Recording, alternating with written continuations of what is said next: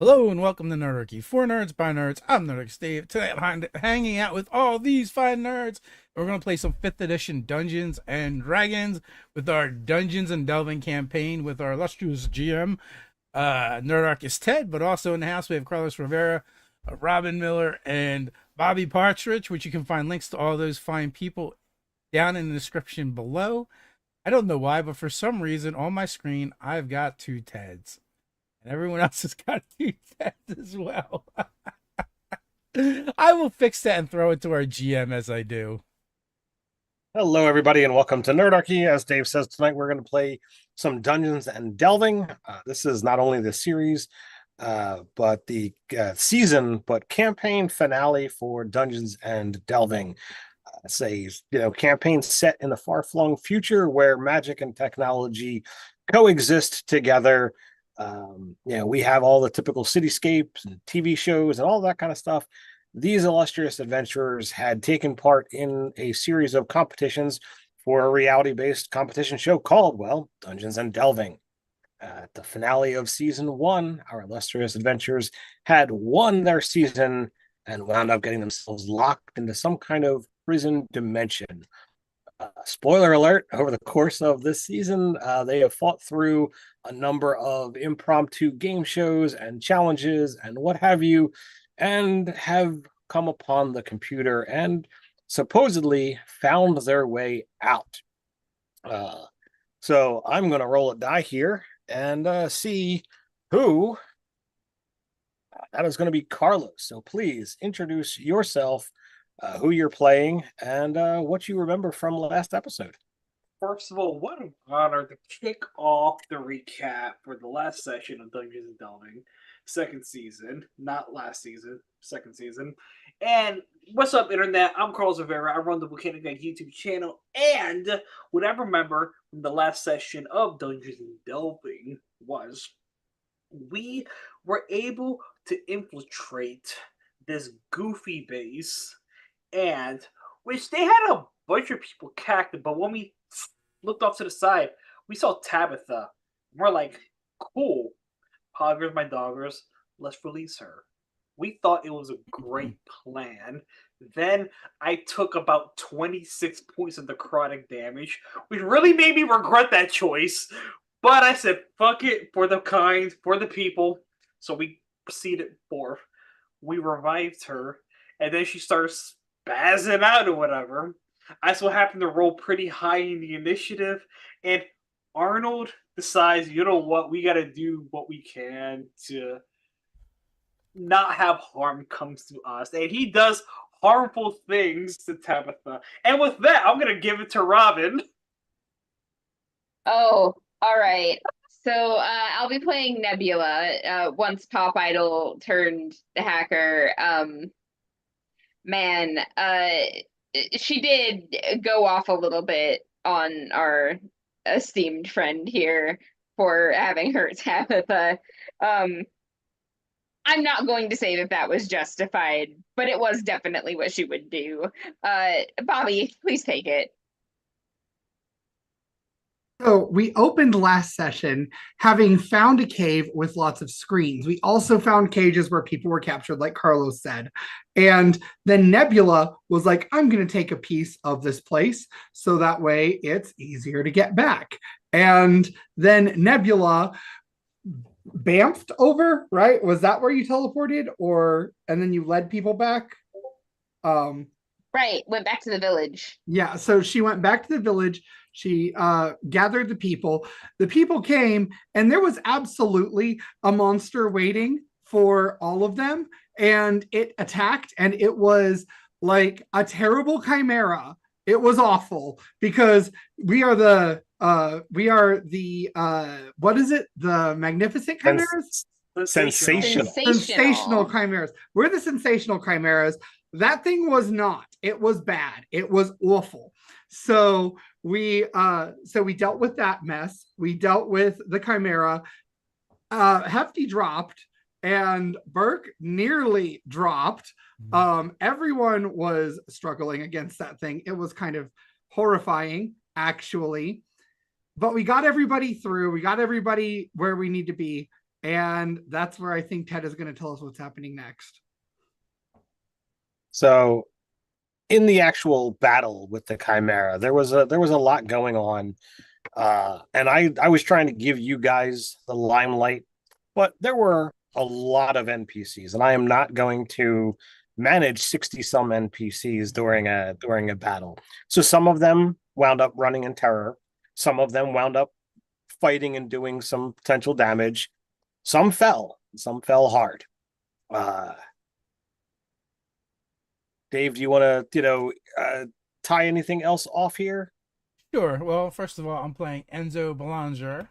He is a battle master human fighter rogue, but more importantly, he's a world class chef, and he got into Dungeons and Delving because he was tricked. He thought he was joining some kind of Iron Chef competition.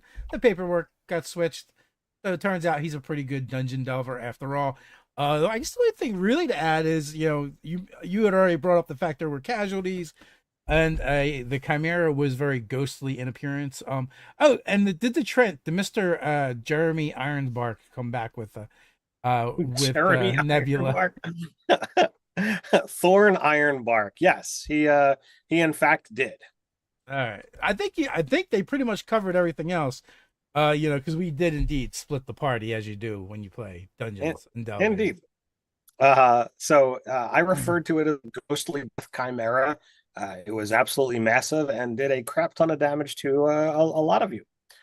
So we ended at the moment where you had dealt with the Chimera, and the people have picked up the fallen. Some are injured, some are more than injured. But Nebula is able to open the pathway that is supposed to get you guys out of here. Now, one of the things that you guys didn't mention in the recap is that Nebula had gone into the code and realized that there was a failsafe that should someone find the way out, they're only going to be able to trigger it once, because there are so many security protocols on anyone getting out. Everything would be rewritten. So that is why Nebula went back to collect everyone rather than just get some people out now. So everyone picks up their stuff and begins to funnel their way into. There is one thing. We did find all the missing adventurers and people that got thrown into cast off in the yes. In with Tabitha. Yes, most of the people that had gone missing were indeed there. There were some skeletons that were found at the base of the mountain, possibly victims of one previously mentioned death chimera. But most of the people who had gone to the mountain and not returned are here. They're just comatose. You guys don't know exactly what is the deal with them.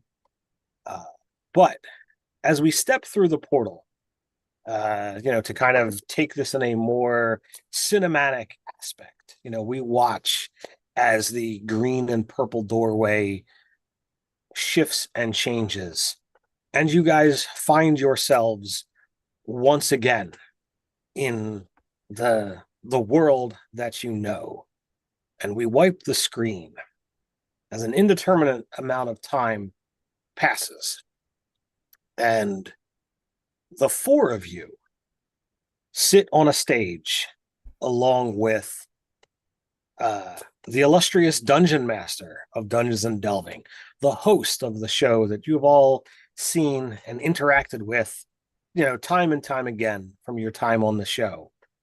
A dungeon master that the audience knows was aware of some kind of nonsense when our sensational chimeras did not return from the prize booth. But you're in this, comfy chairs, the cameras are rolling, and he looks to all of you and says, I want to thank you all again for coming on and having this conversation, with us, our heroes several times over, it seems. A lot has happened to the lot of you, and to some of you out in the audience would see, well, some of them are sensational chimeras, and one of them is a glorious gift. Why would they be sharing a stage together? So please, one of you sum up why do we have this group? What is it about the four of you working together that has given you some notoriety, here to our audience at home? So the moment, I don't know if we're in stasis or not, or just kind of like restrained. The minute No, Arnold gets you're not in chance- restrained at all. So You are guests on a talk show. So the moment Arnold gets a moment to speak, he literally yells out, "You son of a bitch! You took 2 years of my life!"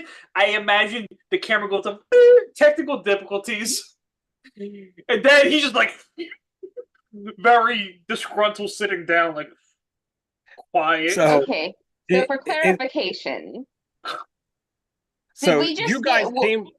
okay, sorry. You guys came out of the portal. Some stuff happens that we will get into. It is not like you come out of the portal and you're instantly on the television show. Okay, that's what I thought. Okay, that is why we had the previous conversation before we went live. Ah, So apparently not all of you got the memo. So the format here is, the dungeon master is going to ask questions, and anything that happened in the in-between time, we will role play and roll any necessary checks that, need to happen. It's framework. So what was that? It's a framework. Yes.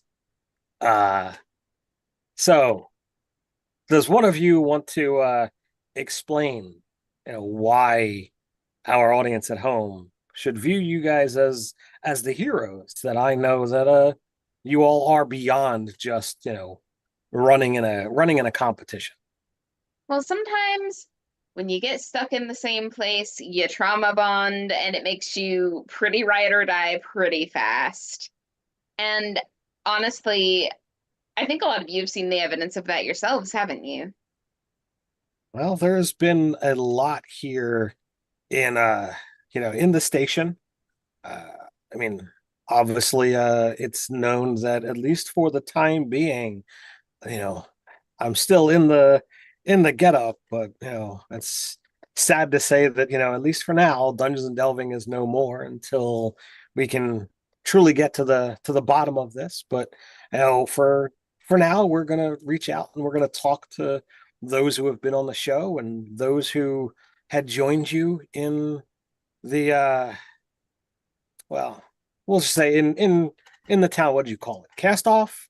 As we get into this special, we'll learn a little bit more about what's actually transpired there. Well, you see, good dungeon master, let me explain to you why I believe that this group before you are the perfect ingredients to an excellent recipe that is, Dungeons and Delving. We are the last season that there ever will be due to technical difficulties, liabilities, probably a lot of lawsuits and litigation. But that's neither here nor there. we were not only we were the last, but we're the best. The 4 contestants you see before you, we've actually completed and won Dungeons and Delving, disappeared like so many others, which was swept under the carpet apparently. We found them and brought them back to the world, and we are on the verge of bringing down this crime syndicate, this underground black market, dark web syndication of an illegitimate show that is all about kidnapping and torture and other crimes against humanity. That's why we are sitting before you, and we should be treated like the heroes that we are. Do you know how many people tried to escape that place before we came along? Do you know how many of them said that it was impossible, that we would die horrible deaths, that no one returns from the mountains? Matter of fact, I believe our good friend Arnold said it to us many, many times. Matter of fact, on the way to the mountains, he said, we will die, never return from these mountains, and then someone else is going to come back to cast off, and it's never going to end. But we did it. We defeated all the chimeric monsters. The irony is not lost on me. I smelled what they were cooking with that. It was not funny, despite, it was a little bit funny maybe. But we made it back, and we're here to tell the story. And wait till you read all about it in my book. So through in Enzo's entire speech, the Dungeon Master has gone through a mixture of emotions, through horror and amusement and everywhere in between, from the horror about, kidnapping and torture and dark web nonsense, to the amusement of how you struggled past the concept of everybody who goes to the mountains dies, and yet you persevered through and made it happen. Hey, Ted, can we do one of those interludes now? Sure. I wanted to have prepared with Nebula hacking the dark web to, as I'm talking about this stuff, for her to show all the games that we were forced to play. Oh, can I please?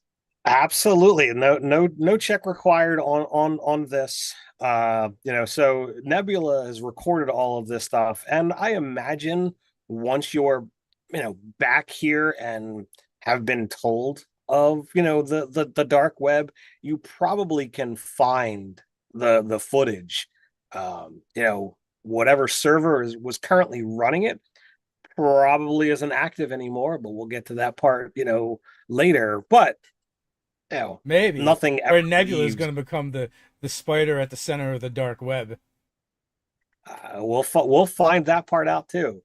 But you probably have found places where this stuff is living, because once stuff is on the internet, it never truly goes away. So as you kind of get into all of this, the Dungeon Master looks to you, Enzo, like this is absolutely thrilling. Most people aren't looking for this kind of dark entertainment. While Dungeons and Delving was set up, it was designed to be something that our dungeon runners were expected to be safe. So why don't you tell me a little bit more about what you did to try and stop and bring down this aforementioned crime syndicate? Well, you put your things up on the internet, that's going to leave tracks. And I mean, for me, the natural first step was sniff them out, find a scent trail. All right, so or failing that. Let's rewind a little bit to those moments. You guys have made it out, and you've decided that the first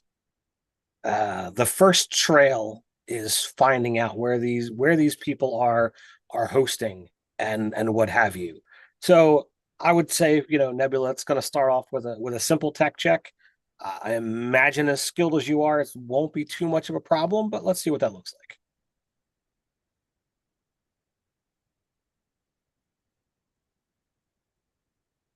Kids, remember to open your character sheet before the game starts. We don't need no sticking character sheets. Just make up numbers. Oh, I nat 20, 29. Well, so yeah, it doesn't take you long You see that there are lots of protections and things, set up, and being back on this side, your access to not only power and network is significantly stronger, but you've got access to so much more and to so many more individuals. So you're able to fight through the layers, and you do a crawl through that you're not leaving a trace, so that you can be able to not only find out where their IP is, but to mask your presence, because you did it almost as perfect as could possibly be done. So once you've got this location, is it just Nebula? Do you guys strike force in? What does this look like? I suspect we hardcore strike force in with a lot of angst, and Arnold probably is going to bring his biggest guns that we haven't even seen yet, because he has the most angst about being an outcast, I gotta imagine. Cast off. Yeah, that place too. Oh my God. Wait, Cast Ted, off. Put how some long had respect on the passed name. since we were in there? How long were we in there, out of there? So when you do come back, you learn that you have been gone from this world for just over a year. Okay, Okay, hit so the play button. So Like- obviously longer for for Arnold. He has been gone closer to 5. oh, that's long. Wow, that's pretty short in a gift's life, man. Damn, like yo, my friends are probably dead. Who knows? I thought your friends were dead, and you're carrying their guns. Well, the ones I know are dead, but I mean the ones like The ones that weren't in his mercenary band. wow. All right, yeah, we're going with the biggest guns, man. The All right, Thunder so- Blusters out here. So, all right, full agency in this moment. When the chimeras bust in, what happens? Is there a fight? Is it a firefight? Is it a handful of nerdy teenagers who have no ability to fight back? What are we looking at here? I love the idea that we go full bore and we are there just to literally annihilate anything in our path, and we're really good at that. And like, violence is our thing, and we get there, and it's just like you just said. It is a bunch of nerdy dweeby, uh, barely adults with, they're all pimply and pocket protectors, the whole 9 yards, and we're like, I mean, dumbstruck. It doesn't mean- matter. I'm still gonna make them taste my boots. I mean, That's because Nebula's a bully. So like, No lie. literally, I don't know. So when we busted, I'm assuming we don't have element of surprise, but like Arnold, You would have full element of surprise and full narrative control of the scene. if you guys don't mind, I want to confuse him for a little bit. I want to leave it. I want to throw my. Arnold normally doesn't waste liquor, man, but you know what? At this point in time, he kind of like throws his flask, almost leaving a trail towards the outskirts to see who may if there's any explosives in the area. Well, I mean, it's a computer network that's top of the line machines. So while I imagine those would be some kind of level of explosive. So I would like what the hell is that? And as people get near, just Oh, so you're blowing up their servers. fuck them. Yes. Hit them where it hurts, man. I hope they have some sort of redundancy. So what Burke has been rather quiet here. What is Burke doing, during this raid on, Team Pimple?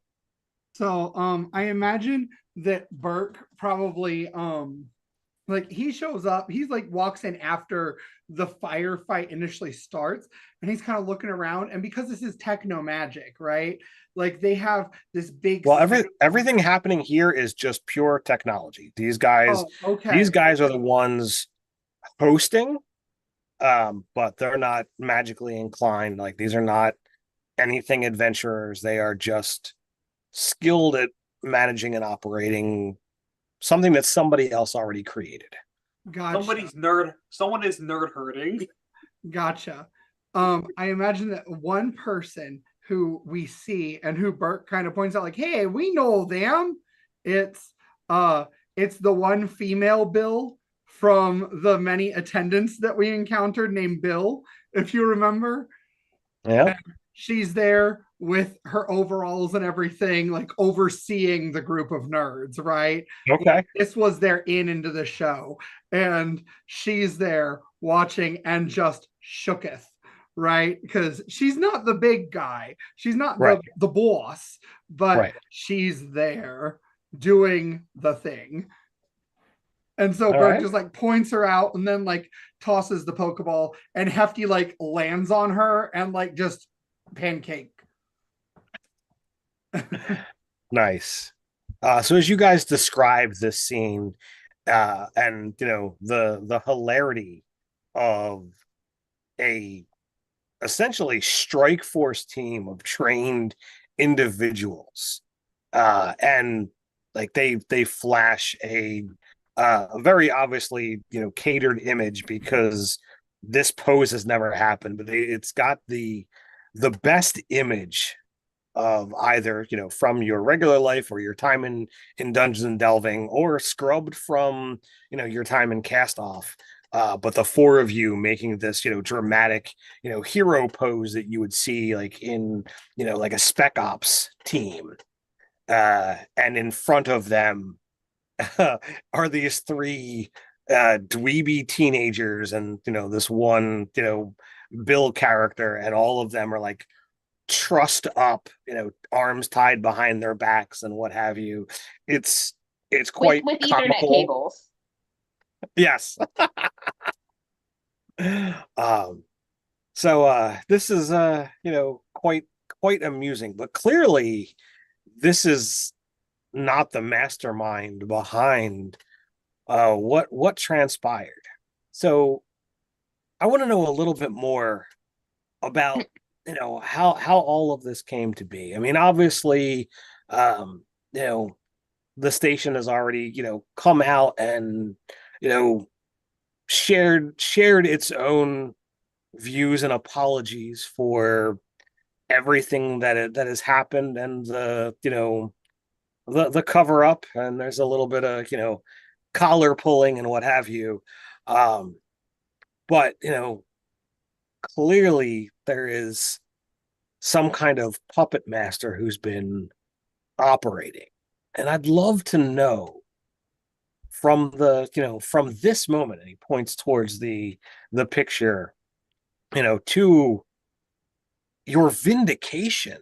He really like hammers that word home. How did you get to that point? How did you bring down this this character who not only was puppeting people here at the station, a little bit of myself, I'm sad to say, but to you and all of those who suffered in their their extra dimensional self. So what did that look like? Arnold kind of pipes up a little bit. I thought it was 2 years. They stole 5. Look, I'm not afraid to say I got a little bit more violent than I needed to, and Nebula and Burke needed to pull me back a little bit. Okay, I get it. I get it. These people in front of me weren't directly responsible for it. Okay, okay. But somebody was, and it was their choice. Cutscene: Arnold not just wailing on some nerds, As I guess Nebula are like, oh, hold him back. Cutscene to right now. All right, so why don't you give me a an intimidation check on Bill here to try and extract this information, and given your I'm guessing you rolled really well.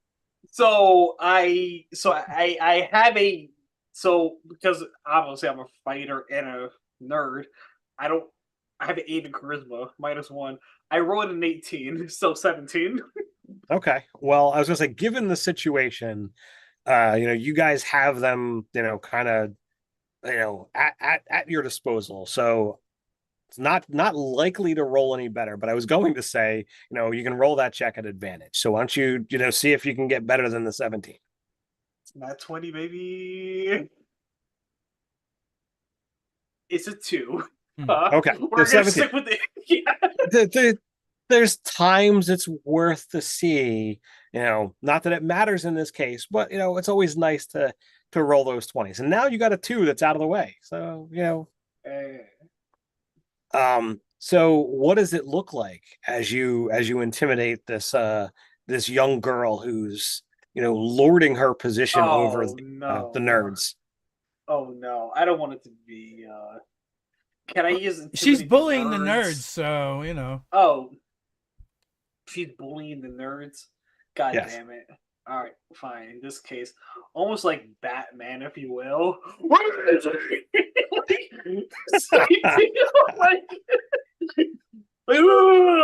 It's like, I don't. It's like, I swear to God, no, swear to me. Almost like maybe drop them on a table or whatever. Yeah, I mean, like I don't know. Maybe I don't want to like be too rough with this person. Like I just want to scare them, if you will, just like, "Arr." You know what I mean? Sure. That's So what as you get into this, maybe you're holding yourself back a little bit, because you don't, you view yourself as so much bigger than this individual that you honestly feel that you could legitimately hurt them, and you don't want to do that. You're just looking to kind of get the terror factor.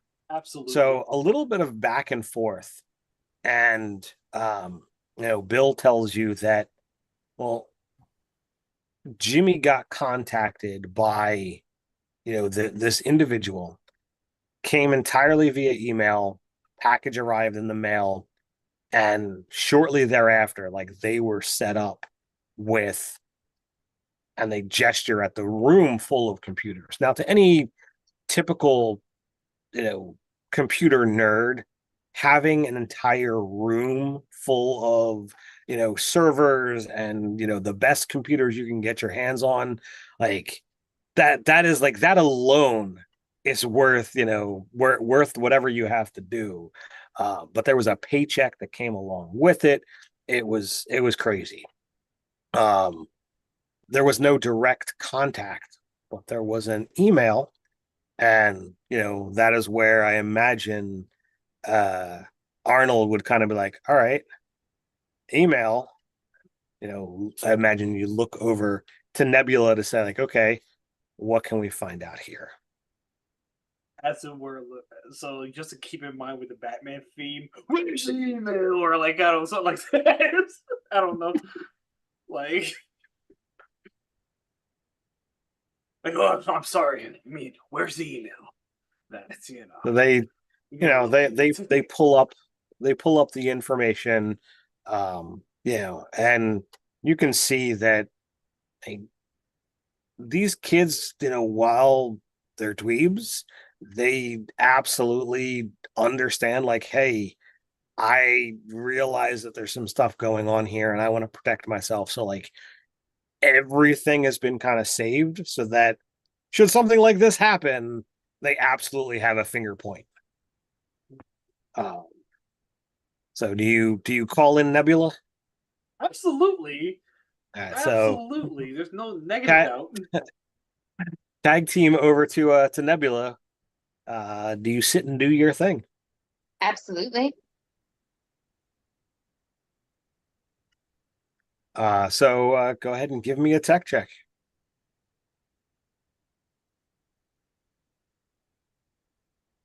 I have a point of inspiration. You always do. 27. Always. What you said, 27? Yeah, What was the first roll? 3, which 3. would have ended up 12, but I don't 12. like that. Sure, sure. I mean, when we're talking end game things, 12 is definitely let's re-roll that. When you jump 15 points higher, that's always nicer. So it doesn't take you long, and everything categorized. You were able to kind of backtrack, and it does take a little bit of time. And I personally have no experience with hacking, so I only have to go by the shows that talk about firewalls and other things that kind of pop up and try and block your path. So it becomes a little bit of a battle. So what does this uh, labyrinthine battle look like as Nebula is trying to fight their way past the defenses of a very skilled, at least equal, if not superior, um, to they're trying to avoid detection, you're trying to find them, but with your role, you're clearly winning. So what does this look like? So, have you ever played Shadowrun Returns, like the isometric game? Because all I've I can imagine are like the scenes where you deck in and are like fighting the ice bots, and like it's just another version of the map, except you're like all digitized and there's shapes and stuff, and that's what I'm Okay. imagining in my head. Okay. So you call forth your aid and pull in extra servers to try and combat what this individual is doing, and eventually, you got somebody that's wiping a sweat off your brow, and you're pulling out every trick that you've learned over the past year, and a lot of it is just things that you've figured out. You haven't had a whole lot of formal training, but it is something that you have a bona fide knack for. Uh, and it's what has drawn you in since your time at Dungeons and Delving.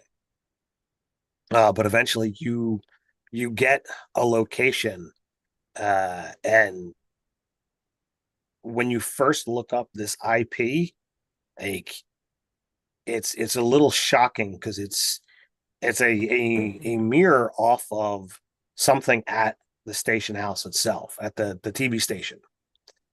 So you're kind of led back to almost where you began. But when you come and confront, not only the TV station, but you find that there are, for lack of a better word, computing suites that the top tier controllers, the essentially the techno mage lords that run everything for Dungeons and Delving, it is pointing to one of them. Now, to be one of these, techno mage sweet lords, whatever you want to call them, you got to be at the top of your game. These are individuals who are so practiced at technology and magic that their identities are kept secret for fear of you know the instances that you've seen happen, the possible cheating, and this imprisonment. So as you're led back and you gather this information, what do you do? Do you go to this suite? Do you call in the authorities? What happens next at this point? Ted, do you know how tempted I am to just dox this person? I know, but you tell Like, me, what are you gonna I do? My Hark follower count is insanely large, and they are going to be very unhappy when they find out what happened to me. I am about to like make the mistake that influencers the world over have made and weaponize my fan base unless you guys stop me. No, All right, Arnold so, wants so to know. Do it Nebula like is considering weaponizing all of her fans. Uh Enzo, Burke, is this a plan you're looking for, or Like Burke doesn't really know where to start, honestly. Like for him, like these bad guys are the baddest of the bad. Like they, like Arnold said, they stole years off his life. So like, you know, he doesn't know. like Arnold knows what Nebula's doing, gives a nod, and like wishes he could shove a shotgun in their mouth. You know what I mean? Like he's totally for whatever the hell's going on. all right, so Robin, what does this look like as Nebula, weaponizes the masses on this individual? I mean, like first it just looks like him getting canceled on Twitter, and then like, On Hark? yeah, on Hark. Eventually, somebody like, I mean, like eventually word's gonna spread to somebody who can actually do something about this. You know, like this is one of those situations where we're like in super extra fantasy land, so justice actually exists. Sure, Um, sure. So eventually, the masses themselves, allay not only against um, the TV station, but this individual as well. And we get this moment, and from an audience standpoint, you have, a secret meeting between, the top tier executives and this techno mage. And like, not only is this, character forced to resign, but they're forced to, like, you know pay the station back, and pay for all the lawsuits, for all these things that, they caused. It goes into, litigation and, criminal time. So it becomes this big ordeal. And I imagine across Hark, all of the followers that have been uh called to action see this vindication. They see, that this moment happened that they brought on. Sure, you were the catalyst, but you lit the fire that they added fuel over and over and over again, until, this finally happened. hell um yeah. and it becomes a very public spectacle that, normally, like, the techno mages are, like, their identities are kept secret, but the hood is pulled off as this individual is, carted out of the station, to, by the police, to be taken into custody. And outside, everybody is, all up in, celebration. We look to the right of all of this, and there's still a small shrine that says something about Chimera, that we see off to the side, kind of left there for a time. But nobody seemed to have cleaned it up yet. But this figure gets hauled away, and we kind of transition back to the TV studio, where you're sitting there with the dungeon master, and on the vivid screen, we see, yet again, this figure marching across, and put into, a police wagon, and hauled off. And not only is everyone in the audience, kind of smiling and cheering, but, like, even the dungeon master, like, seeing this, is like, all right, this was a good moment. So that's a thrilling tale, and quite the chase. You know how did everyone react to, this moment, and to truly acknowledge and be free from all of this, hardship and alteration and what was supposed to be just uh a short joy in your lives by coming on the show.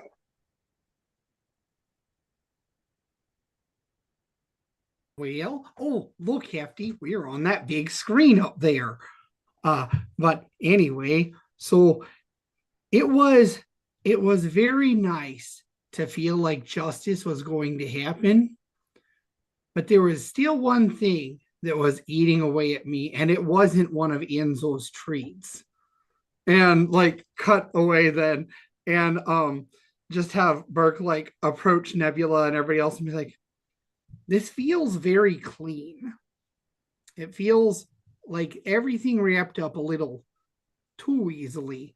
And also, what about the flumps and all of that? That feels like there's something else. And this guy might have been involved, but I don't know if he's the mastermind. I don't know who it would be, mind you. That's why you guys are the smart ones. But it just feels a little nice. Well, I mean, to be fair, you guys have shared a lot of work that you guys have done, in the months since you've been back. And I don't think it's been just a simple, well, all of this is resolved. There's a lot of animosity that's been, shared online and in person at the studio, at some of those people involved. But there's animosity amongst those who've come back. Some have been gone for so long that they're those who had lives here have not been able to just pick back up where they left off.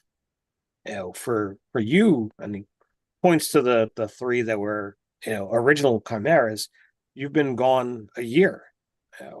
That had to have had some kind of impact, not only on you mentally and emotionally, but on your physical lives. I don't know whether you have loved ones that you didn't see pass on, or whether there were relationships that were lost due to time gone without any connection. And that's notwithstanding the biggest hardship that I think all of you have faced. And he looks around, and it's where you notice that there is kind of another chair that's off to the side that is currently empty. And obviously, he turns purely to the camera here. I'm sure those of you at home can see that Tabitha has opted not to join us this evening. You know, through the footage that we've managed to see and find from all of your time, within Cast Off, it was kind of powerful and emotional. He leans, looks directly to you, Burke. You fought the most in these confrontations. You fought the most emotionally, and I feel that while Tabitha has been a little bit of an enigma to to those who have watched throughout her time with us on the show, and those seeing a completely different side of things within the extra clips. It's clear that something has happened, and she's not exactly thrilled with the events that unfolded. And I don't know if any of you have got anything so much as a goodbye before she vanished, but she opted not to show this evening.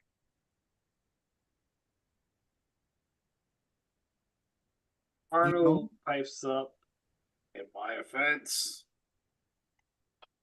I didn't know I would have hurt her that time.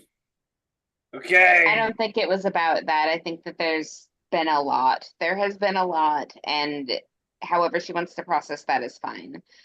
As a matter of fact, I do not appreciate making a spectacle of her absence like this. She probably just wants to be left alone. Alice Well, has been then through a lot. She died. She came back. She was mind controlled by an evil goose. an evil goose. Oh yeah, Uh-huh. the geese. Did no one told you about the geese? We've heard some rumors, but not everything is completely made it back to us. But we had heard about the mind control and that the actions were supposedly not her own, and we all know that typically mind control is not something you know that is typically tolerated within civilized society. Uh, it's pretty much just as bad as calling forth undead servants, uh possibly even worse. But if you feel we are making light of or making a spectacle of, then we'll gloss over this. And again, he turns towards the camera, and my apologies, I was not trying to offer anything and whatnot. She was a worthy competitor, and you know that's that. So,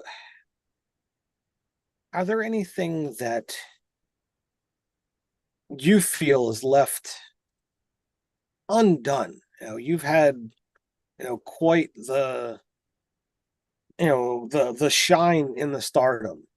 Those of you that appeared on the show, and then the the march in the news, and across social media of the missing heroes and the missing winners. uh, you became infamous in your absence. Do you feel that you are stepping back into life where you left off, or is there something else? Honestly, it's a little sad that we were made infamous for our absence when so many others disappeared. There was never anything mentioned of them at all. They were just kind of forgotten, like the glorious gifts. You know, it's a shame. Some kind of tribute or testament to what these fine folks have gone through should come about. It's unfair. Well, we here at the station, are working with not only the authorities, but the I don't know what the proper term, survivors or rescuees, or Heroes! Arnold shouts out. what you said? Heroes! The heroes that were rescued by the group of you. We will make everything as right as we are able to do. um you know Obviously we don't have the ability to rewind time and fix this before it transpired, but we will do the best that we can to care for and correct the issues that have happened. Um, but I don't get to say who becomes infamous. Partly, the infamy comes, I'm told, from a single individual who uh, basically led a campaign from pretty much the day that the chimera disappeared. So I think it's time to bring her out. And he kind of looks off stage, and An Asimar, I think it's an Asimar. Where is my correct document? Uh, yes, an Asimar with multicolored hair, struts on stage in a very elegant outfit. And it seems that the janitorial crew is going to have quite the work to do because she is just dropping glitter everywhere, probably more than any outfit could possibly contain every second. This has got to be some kind of, glamour or magical effect or what have you, as Serafina takes the stage and I takes the sincerely empty hope chair. that you are not expecting Nebula to stay in her seat for this. Not Because at all. she's already crossing the stage and is just going to hug her. Art herpes be damned. Sure. And she will absolutely take the embrace that you offer. I imagine there's probably even a moment where like she picks you up and spins you around. uh Oh, Nebula was not expecting that and gets kind of blushy. Nice. uh so Serafina, ever the drama queen, kind of looks to you and sees the blush and kind of nods but doesn't say anything as she kind of looks towards the dungeon master and is like, and it's clear that there is every bit the attitude that you expect from Serafina. Like, well, yes, I mean, you knew that I was there when, what was the line? Do what we did last time. And the dungeon master kind of like shrinks in his seat as Serafina kind of looks towards the camera. I knew something happened. I knew there was an issue. And well, it's obvious. And she doesn't say anything more than that. And therefore, I decided that the problem needed to be solved. And I set forth and she just kind of like gives a smile and takes a pose, my empire to, you know, finding out what I could, how I could. Uh, and she goes on, the lengths of, trying to, pare it down to, obviously it was something down at the station house, all of her, shining unicorns that, were willing to step up and do basically whatever she asked, which sent, Raziel in as a spy to try and, gather information. And Raziel, comes on for a moment and talks about, being able to confirm, the side of the story, and that, he came in and actually, saw that, you guys were here, and, not that he could communicate, but, that it was at least confirmation. And somehow there was some kind of empathic connection. And while there were no words, he was able to share like an affirmation that, you know he made contact. The full positive vibes he sent out was somehow managed to cross out of the prison dimension and into, into Serafina.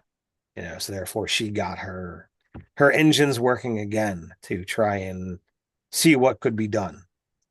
Now, she wasn't able to offer, much help, but she was able to offer, solace and help to those that needed it once everyone came out. And once she tells her side of the story, she takes her chair and drags it over next to Nebula and takes a seat and doesn't leave the stage. Damn right. So we saw some of this, and you see, some clips of the protests that Serafina, was clearly, the mainstay outside the station house. And it does a time lapse, and you can see like as much as stage hound as Serafina was, like you can see like she stayed outside the TV station for weeks on end, like sleeping on the ground, having, food brought, but whatever the weather, whatever the elements, she bared through it trying to get a message across to the station house that this wasn't acceptable. you know the dungeon master's chagrin is like, well, clearly some of us had their hearts and heads in the right places, and I wish that more could have been done. And he kind of like gestures off camera. uh were there any others from your time in cast off, or your time in competing, that any of you wish to question or reunite with? Yes, and I wave, and Thorin Ironbark steps onto the stage, which it literally bows and bows under the weight of his mighty footsteps. This is our friend Thorin Ironbark, and he's the one that kind of helped some of us find some new paths, and also he was probably the first and oldest prisoner of Castoff. So Thorn is led to like the side stage. So like the cameras kind of like turn a little bit. Because he is quite massive, and is not going to be able to join you guys in a chair. But like the whole audience kind of like shifts, and like literally the seats move to encompass the side stage. And it's not so much him walking on, but this studio kind of like slides in on powered rollers, to get him close enough in set, that he can have a conversation. And he talks in his slow voice, and is offering thanks to um you know people at home. Not that anyone has any understanding as why he would do that, but he offers thanks to um to those of you on stage for freeing him. And So thank you, he my friend. turns. You inspired my whole new line of vegan dishes and side dishes and desserts and appetizers. uh, but he looks to Burke, and he's like, you spent considerable amount of time with me, and to those of you out there, know that I am not a typical Trent. So if Burke would have me, I would like to go back with you. Of course, you're absolutely welcome for that. And I'm sure that my family would love to meet you. I mean, they're all right over there. They're taking up that role right there. And he just kind of like waves. So, Burke, you get up and you come over um to the Trent, and he whispers something to you, and you know as you repeat it, he reverts to a staff in your hands. We are going to go on so many adventures together. You talked about wanting to see the world. We're going to see the cosmos. It's going to be great. And while you are in contact with the staff, you have telepathy with him. It's not like a It's not like he needs to be completely out to have sentience. Nice. And then he like pats Hefty, who's also on the stage, just like, don't worry, he's joining, but you're not getting replaced, boy. You are always going to be my Hefty. And then he like hugs him, and Hefty is now even bigger than he was in the Dungeons and Delving cast off, because he continues to grow because he's a Ganchuan, so he's just going to keep Sure. Now I'm happy to say, because of the amazing actions that you guys have done, this is not the only reunion that you've managed to bring about. And as this kind of conversation is happening, the side stage kind of rolls away, and a pair of spider folk come out as Zastrab and Zasrab are sisters reunited. They come out, and it's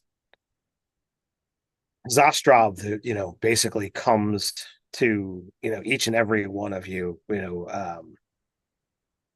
Arnold included, because you had a hand in it, and you probably had the best connection with Zasrab. Not that you can tell them apart by any means, but they both come and thank each and every one of you, including Hefty. And when you've got 6 spider arms, there's lots of Ganchuan scratchings going on. If they would allow, because I can lift up to 300 pounds, I would love to lift them both up and kind of like a hug, like. Well, I mean, they have no problems with you picking them up in this hug. And the dungeon master kind of tells the tale that Zastrab, their sister, had kind of come to the competition before. We know spider folks are not exactly common in communities. They tend to keep to themselves, and Zasrab had been in an earlier season and had gone missing. We assumed that she was lost, and Zastrab had come looking for her, looking for clues, and not knowing who to trust. You watched, and they show a clip of the house from season 1, with Zastrab kind of perched up in a corner, watching the house, looking at each and every contestant as they're coming through, looking for some kind of clue as to where her sister could have gone. What were the elements? There's moments during her dungeon runs where she's not wholly focused on the dungeon or the monster. Like, they're looking elsewhere. With as many eyes as she has, it's not hard to take in more of a surrounding, but it was there. And the dungeon master it's like, well, we should have done better. We should have noticed that this was going on. But hindsight is always 2020. So we have reunions of this sort, but there's other things that people want to hear about. As winners, and he kind of like chagrins to Arnold, but looks to the other 3 of you. As winners, you have basically signed contracts that now that you are free, now that you are escaped the issues, what is it that you're looking to do?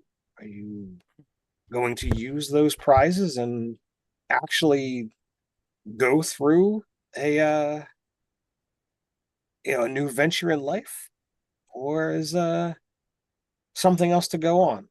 Well, let me tell you, Mr. Dungeon Master. You can expect for Enzo's new or Chef Enzo's new line of fine cuisines. Of course, we're going to have the Iron Bark, completely vegan vegan dishes as well. But not only that, we'll have the Chef Enzo cutlery line. It's going to be amazing. I'm getting ready to prepare my own cooking show where I might even invite Chef Bob on to show that there's no hard feelings and I'm a better cook than him. Um, in addition to that, I am working on my bio. A chef's tale there and back again. It's going to be amazing on how me and my friends got kidnapped, but we basically broke free and saved everyone. It's great, and I So, also learned some cooking tips along the way. are you sure you don't want to call it Lord of the Onion Rings? Oh, that's good. That's good. I may go with that. Well, we're gonna have to negotiate this. Maybe I won't sue you guys for getting us kidnapped if you let me use that. Sure, I have no problems with Now, with that. also let me explain to you in our desire to keep things local and to support local businesses as well as fresh farm and free range raised livestock and plants where it may be applicable. I'm going to be partnershiping with the Burke Family Farm in order to bring fine goods to the rest of the world because people just need to know how good their Gargantuan milk is. It is delectable. Chef Enzo kiss for sure. And Is I that it? applaud and bow to his family that's in the front row. So is Very that a new nice. catchphrase? Yeah. Specifically Chef Enzo kiss. All right, I like it. It's good. Honestly, Dave, that whole chef kiss. So, what about you, Nebula? Where is life off to for you? Um, all right. So first of all, definitely down the tech road a little bit further. I want to see what I can come up with and what I can, get off the ground. But other than that, I think I'm going techno-punk for a little while. Let me cater to a different crowd for a bit because I don't want to stop doing the music thing. I actually really love that, but this whole pop star thing, I don't think it's for me. I think I'm done with that. I think I'm gonna do something else. And she's gonna like take the wig off, and it's like still dyed an obnoxious color, but it's blue and very short now. Okay. There's a little bit of a startled reaction from maybe not the dungeon master, but from the crowd as you remove the wig. Um, there's no bad reaction from Serafina, who's still like sitting next to you, somewhat quietly. As you say that you're still going to continue with the singing, there is a smile from Serafina. Um, And I grin back and say, I would love to collab on something actually. Let me get back to you after the show. and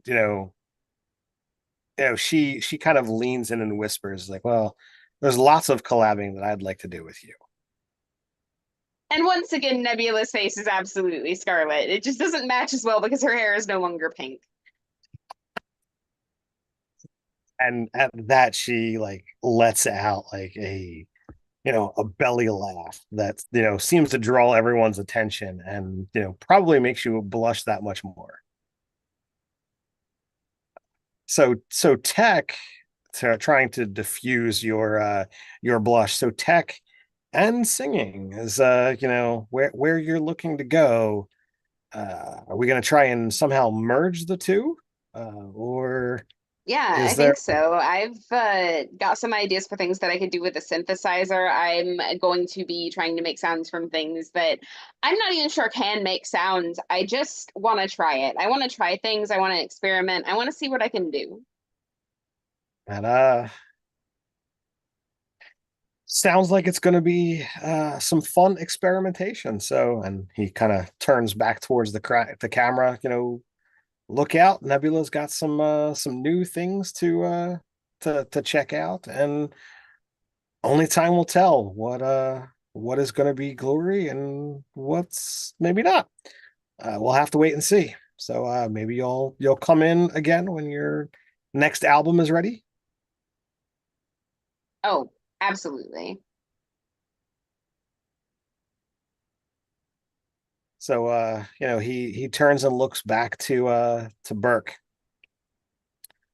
So what is the plan for you? Are we back to the family farm? Is the farm gonna expand? I mean, obviously we've got some potential contracts with Chef Enzo. What's Well, Enzo has been very, very generous, and actually, he's inspired me with a love of food, even just beyond the bitter berries that I can now conjure. And so, Hefty and now Thorn and I are going to be working together with the Dungeoneer on a new show, which he will produce that is inspired by this group that I've seen on the television from time to time. And there's four of them, and one of them is yellow with blue spots, and one of them is a spider lady, and there's a guy in a pink suit, and there's like another gift like Arnold. And they go around and they like make recipes and things. And sometimes it's out of monsters. And so we're going to go sailing the cosmos on a ship, and we're going to find new recipes to send back to Enzo so that he can learn to incorporate those and make his own twist on them. That sounds absolutely amazing. And so he's contracting the whole family just in different ways. Well, I'm eager to see where that goes. I'm very eager to see where it goes too, especially because right now I don't know if we have a ship yet. Well, there are definitely those out there that you could look into. I think your comrade here, the GIF, might be able to point you in the right direction, as you know those species tend to wander the cosmos more than others. That sounds like a great idea. Arnold, what do you know about ships?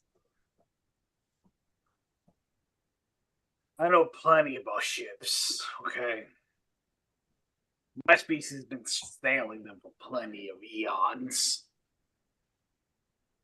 That's wonderful. What are you doing?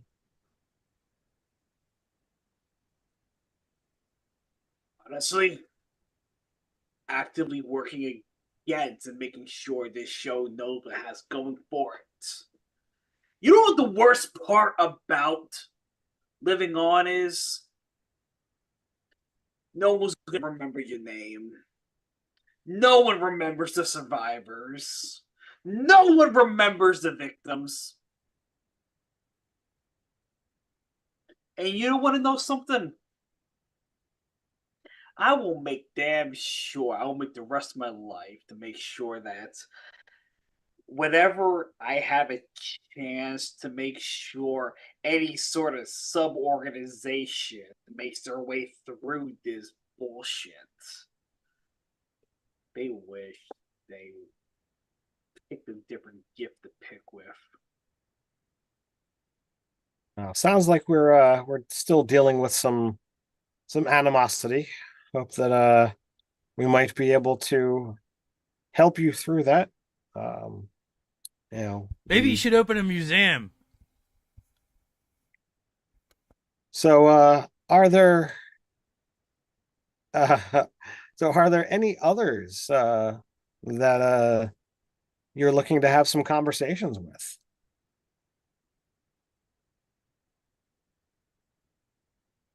You know, I think I want to have a conversation with you, Dungeon Master. All right, here I am.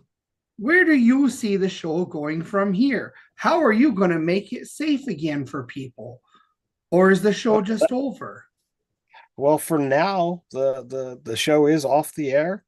Um, I know from our previous conversations that you were a big fan. Um, we're going to have to look into if it is able to come back, what kind of safety protocols are set up to not allow the incidents that we saw. We've got the ability to have learned from our past mistakes. But after doing this show for 11 seasons, it's been a ride. Maybe it's time to be done and move this technology in a different direction and come up with something else. Maybe the hat needs to pass along to somebody else. Maybe we do something that instead of a programmed dungeon, maybe we go out into the wilds. Maybe we go to some of those more uncivilized areas and try something new. Only time will tell. But we can't do things the way we did them before because, well, a lot of you saw and suffered the the situations, and we don't want that. It's entertainment is great, but it can't come at the expense of those involved. Well, Dungeon Master, what do you think the lessons that have been learned by the network from this incident? Well, I mean, they've come on and they've issued their apologies and they've said that they're gonna try and do better to provide more safe programming for the actors and individuals involved in their shows. Um, but anytime technology and magic is involved, there's always going to be learning curves as new things are figured out, and there was an exploit in the programming, whether it was put there to do exactly this or whether it was a loophole that really wasn't planned but just exploited by a nefarious individual. Now, I And don't mean to give you a hard time, DM, but it sounds like a lot of corporate speak gobbledygook to me, like with protocols and do things different. But what specifically have they put in place in order to stop this stuff from happening in the future? well, I mean, I'd love to tell you that programming is going to continue in a perfect situation, but come on, we live in the real world. Accidents happen. People can be bad. We Whoa, we whoa, try wait to a run minute. There was no effects. accident. It was very intentionally done. An accident is like, oh, someone Uh, left a cable out and I tripped over it. Not that, oh, we accidentally abducted hundreds of people and put them in a place for our amusement. That sounds more like Dozens. a conspiracy or a whole crime syndicate to me. Yes, I'm trying to gloss things over to make things look nicer and what have you. Yes, criminal acts were done. It was horrible. Some of the things that were done were accidental. Some of the things that were done downright criminal. That's why those people involved are there. Uh, I mean, I've had charges levied against myself. That's still unresolved. It's possible that I'm going down as an accomplice because I'm the face of this. Uh, but at no point in time was I ever looking to try and do what has happened. But we need to see programming happening to a satisfactory end.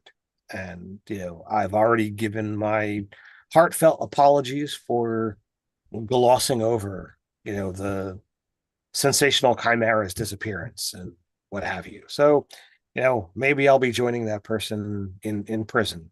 Only time will tell there. Huh. Wonder if we can make it into a reality show. Nebula, how would you change the protocols and make things safer and stop this from happening in the future? Because I know you're a tech genius. Oh, I don't think that encryptions are going to do it. I think that it would have to be some kind of lock on the astral essence and signature of the combatant. And she just starts like techno babbling and like explaining how she would go about like making a copy of this person's imprint to yoink them back if they got taken somewhere else. Well, what we could certainly, if you are looking to pursue things in the tech field, we could certainly see you on as a consultant, especially as someone who has the accredited esteem that you do. Let me establish myself on the punk scene first because they don't really like bootlicking, and then compensated well and uncredited. I was throwing that out there as an option. We can discuss off camera and what have you. So if there are no further guests that any of you wish to talk to, do we have any final thoughts that you want to share out with the audience? I do. First and foremost, never give up. And when they tell you if you go to the mountains, you'll surely die and never return, you go to the mountains anyway. Never give up on your hopes. Never give up on your dreams. Even when you get tricked into a dangerous dungeon delving competition, when you think you're just going to be making flambés and flan for a live studio audience, you do the best of what you're given. You turn those flumps into flan. That's what you do. So, Arnold, any thoughts that you wish to share? Any final words to the audience here? So we were asked, do we have any thoughts and whatnot? I forget, what is the name of the first citizen of the cast off? Arnold knows. I'm an idiot. Jeremy I think, Ironside. I think it's Azarak or whatever like that, or No, let me see here. Going here. Those janks think that they're hot. Oh, that's Sorry. Jumping tabs and something decided that was gonna start playing here. And the freaking mayor of this place. yep, I'm just trying to get there. So good, buddy. Aromax. Aramax. So like if Arnold can like just have like 5 seconds of Aramax, Sure. all this is done. He calls the golden minotaur out. With like damn near tears and full of like worries and woes and butterflies, whatever that can't be mustered. Remembering that every single comrade that has died in Arnold's arms on the field that he had to leave behind just to see others going towards. He looks at Aramax. Was it worth it? What was what worth it? Was it worth it? Everything that we went through. Surviving to get out? Yes. Being on the show? Yeah, was the show being worth it, man? No. You know what? That is exactly why I want to make a better place.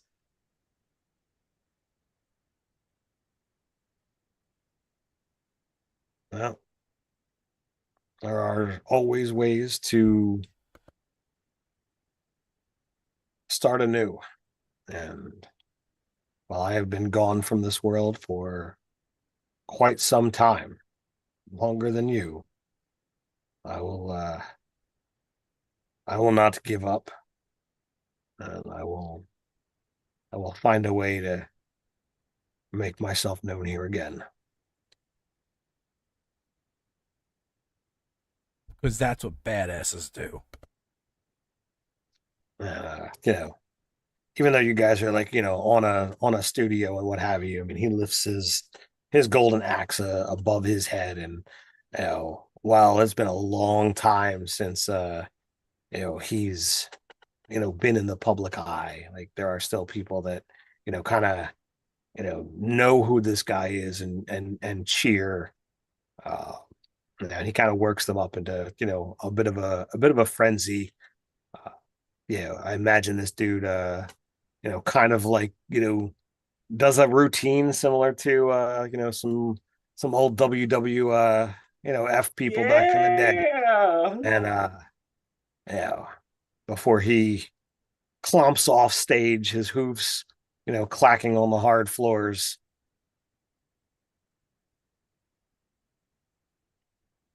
Any final thoughts for Nebula or Burke?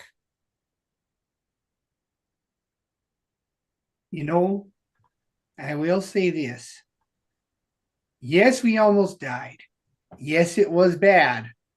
Yes, it was even tragic sometimes. And yes, Tabitha didn't want to be here.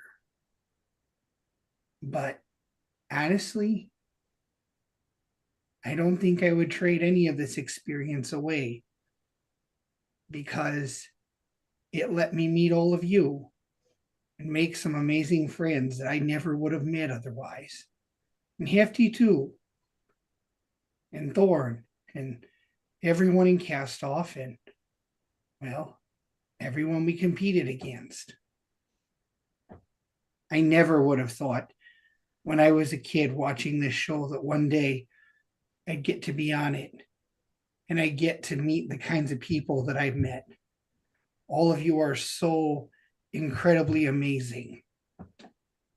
And I can't wait to see what happens next. Well, thank you for those kind words, Burke. I will say, you put a lot of "you're amazing" out there, and it should be directed back at you. You have a lot of fans out there that felt that you've got quite the heart for the team, and some of the extra things pulled off of your time in cast off.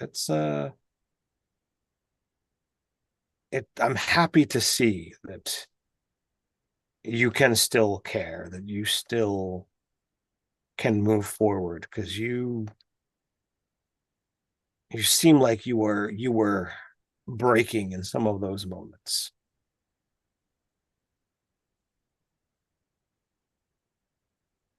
So he looks to you, Nebula, the last on stage, to see if you have any final parting words.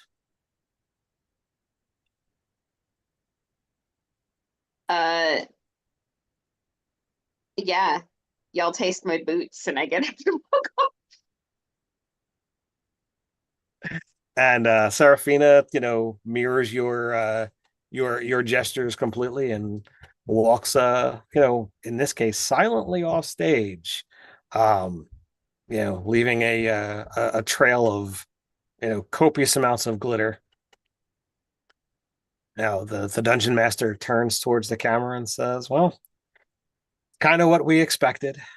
So to the viewers out there who've kind of watched this recap, we're gonna keep this series going, talking to some of the other survivors, heroes, and get some of the tales and meet some of the individuals that were trapped within the prison. Maybe we'll learn some more secrets that were shared by our lovely heroes here So come on back next time and we'll see where things go.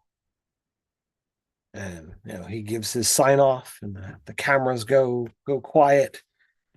And to those of you still on stage, he comes up and offers a final apology, greeting and farewell, and complete well wishes as you go off and do whatever it is that is what you're going to do. So am I rolling randomly to decide who gets to do their epilogue first, or is there somebody who wants to take it? I'm hearing some goofy shit, so make me laugh. Okay. I need to check on something. Okay. Sure. Coolio. Yep. So Enzo goes into seclusion to work on his cutlery and frozen food line while working with the Burke family homestead to have procured the finest ingredients, as well as working on his biography, Lord of the Onion Rings, a chef's tale there and back again. Nice. So do you eventually open up your own restaurant as well, or is this Yeah, he's got a cooking show that's going on. He's got a restaurant chain. He's like the Bobby Flay of the D&D world here. All right. So would it be Bobby Fullay? Bobby Bullay? I mean, we've got lots of different options there. So Enzo, begins creating, his own empire, and He becomes more famous than Chef Boyardee. so down on his luck, Chef Bob comes to you one day looking for a job. Do you hire, or do you send him packing? I'll give him an honest interview. My question is, do I believe Chef Bob is sincere, or is this just Chef Bob up to his old tricks? This does appear that he is completely sincere with the wave of positivity towards Enzo, highlighted by all of the negativity that Chef Bob had put on you during campaign, or during season 1 and before. There was not quite a cancel culture, but there was definitely some severe backlash, and it led to some significant problems for him. And it's kind of a last resort. He's presenting himself to you as like, okay, well, we used to be worthy competitors, and while you guys were competitors, that he wasn't a slouch. He's actually quite skilled and competent. But because of the issues, nobody wants him. So I will give him a shot, but I will bring Nebula in to do a thorough cyber investigation on him and maybe keep tabs on him. There may be spyware involved, but we will once we verify that he's fully up to what he says he's up to. Well, before then, we'll bring him on, and we'll see his actions, and I'll even give him I'll even allow him to manage one of my chains for me as well. And if he performs well, we'll move him up. I'll keep moving him up, even consider collaborating with him and giving him second placement. Very nice. I'm a benevolent.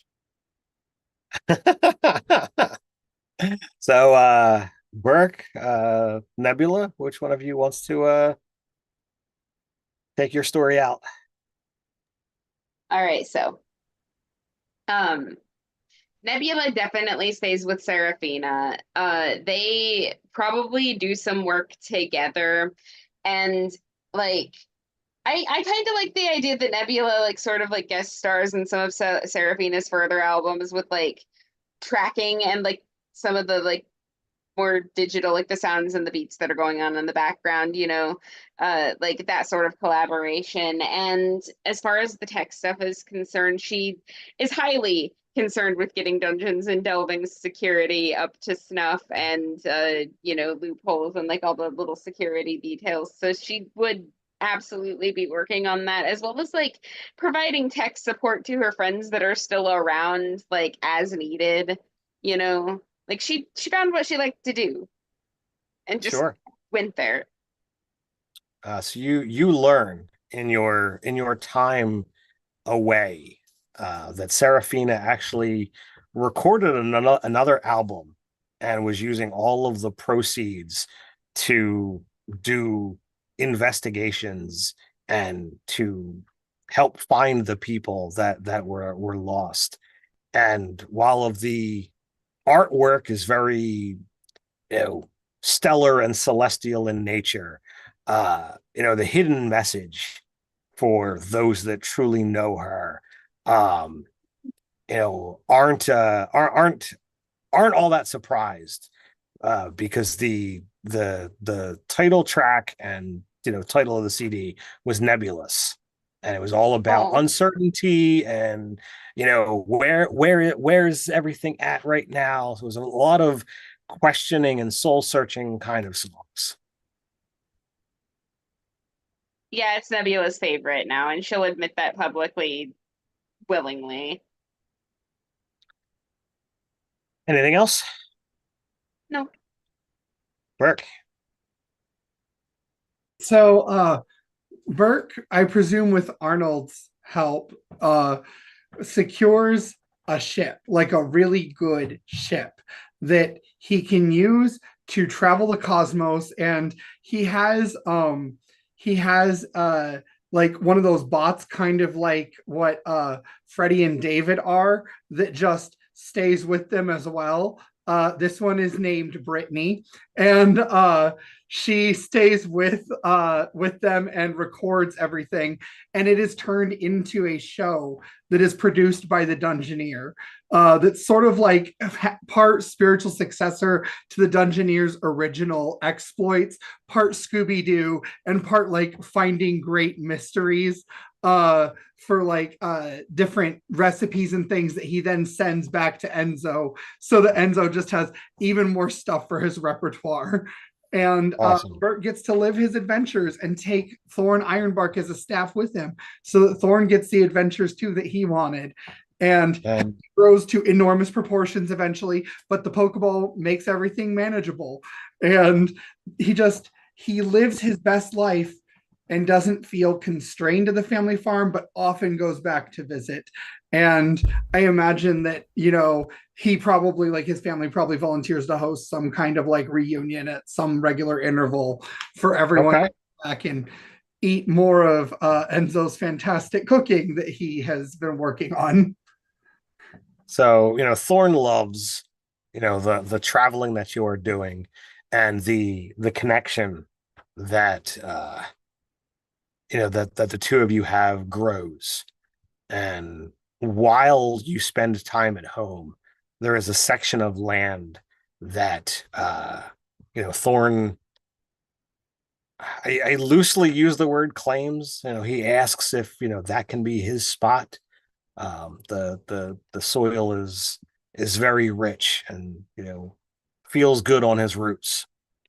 But I would say, like, with agency here, there's always like a month you spend at home, and it's probably in the early parts of the spring where Thorn nestles his roots in deep, and it seems that every time this happens, the ground is full of nutrients, and everything produced on the farm is just that much better, let alone some of the things that you took away from your time at the competition, further make that that much better. So you live a grand and glorious life. Arnold, what is your story? As Arnold helps Burke with his endeavors, using whatever infusions he can use at that point in day and time to help him out, right?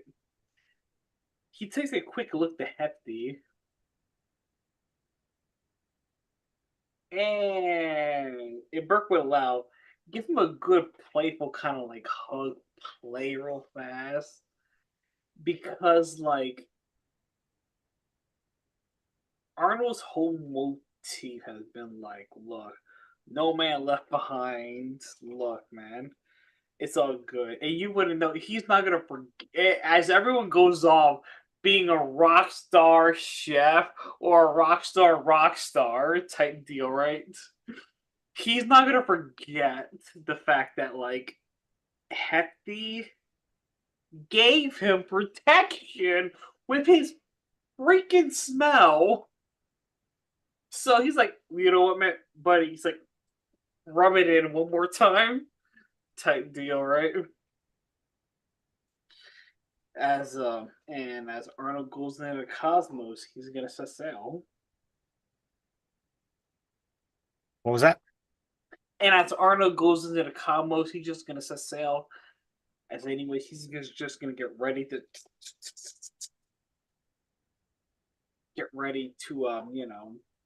go forth to the giftiest world that gifts have.